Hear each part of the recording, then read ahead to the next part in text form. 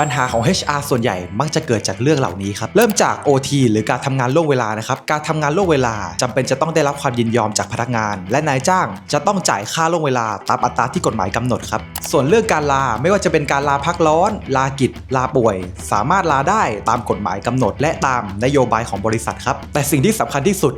คือต้องแจ้งลาให้ถูกต้อง